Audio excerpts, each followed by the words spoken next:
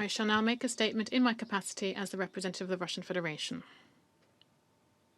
We'd like to thank Ms. Izumi Nakamitsu for her report. We were really looking forward to also seeing a report from the OPCW Director General Fernando Arias at today's meeting. Since his previous briefing to the Council, it's been about 8 months. Mr. Arias, over this time, was re-elected for a second term.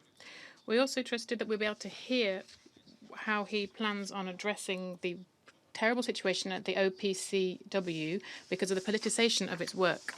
We sent an invitation to this end. However, Mr. Arias refused to participate in today's meeting because he was too busy. We very much regret that the schedule of the Director General OPCW couldn't find time to schedule a briefing to the Council, and this is the second time it's happened. The same situation happened in May last year. The most surprising thing is, at the same time, is that when we're talking about statements at different platforms, on different fora, Mr. Arias can find the time. For example, on the 22nd of February, he participated in a seminar organized by a Washington Arms Control Association, where he once again saw fit to give an openly politicized assessment. And as regards our comprehensive questions, he preferred not to answer those. Mr. Arias also opened a meeting of the open-ending working group on terrorism on the 22nd of February as part of the 99th session of the Executive Council of the OPCW. We noticed also that the note distributed on the day before the event on the contribution of the OPCW to global counterterrorism efforts under his authorship, once again, for some reason, didn't mention the fact that ISIS has a fully fledged chemical weapons program. According to conclusions from the 7th report of the UN investigation team to promote accountability for crimes committed by ISIL, UNITAD. It's quite difficult for us to understand why such an important aspect, time after time, is not the focus of the OPCW's attention.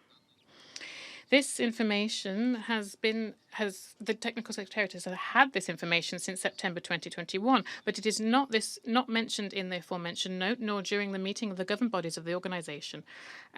This information was not provided to member states. And yet the threats by terrorists' use of chemical weapons hasn't gone anywhere. As recently as the 26th of February on 2022, the Russian Ministry of Defense informed us that the fighters from Jabhat al-Nusra in Idlib received containers containing toxins, probably chlorine. But because of careless handling during transport, one of the cylinders was badly damaged. As a result of this, around 10 terrorists received chemical burns on their skin and respiratory tracts. Hopes that the Secretariat of the OPCW are quite meagre.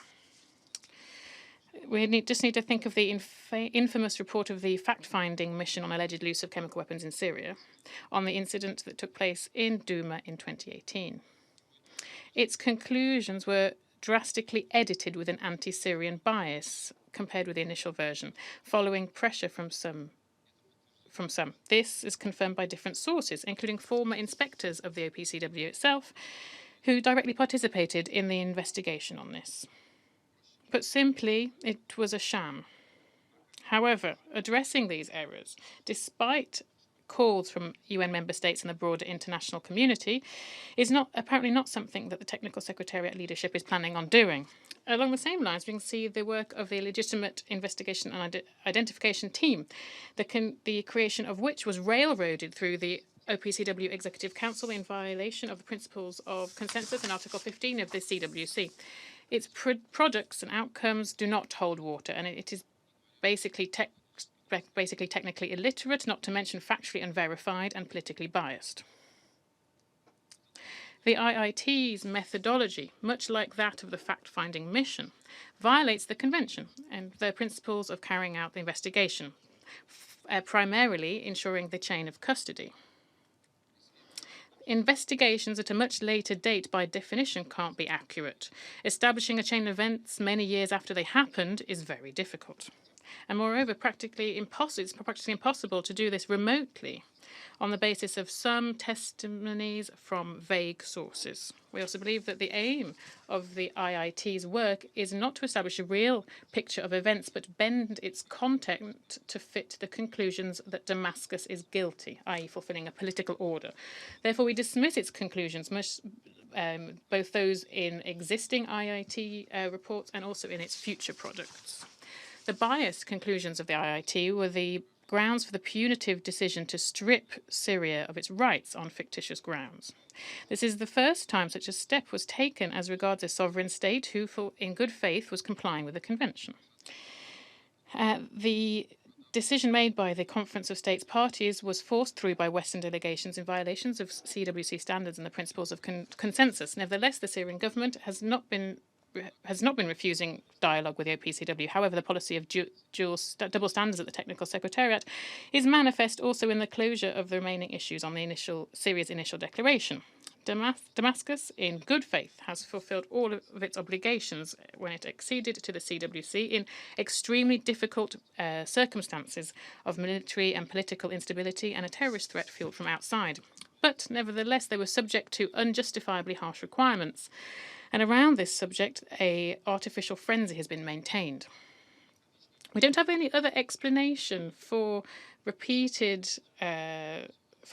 another report of the OPCW Director General on Resolution 2028 about repeating the same elements that we've seen before and still don't hold water.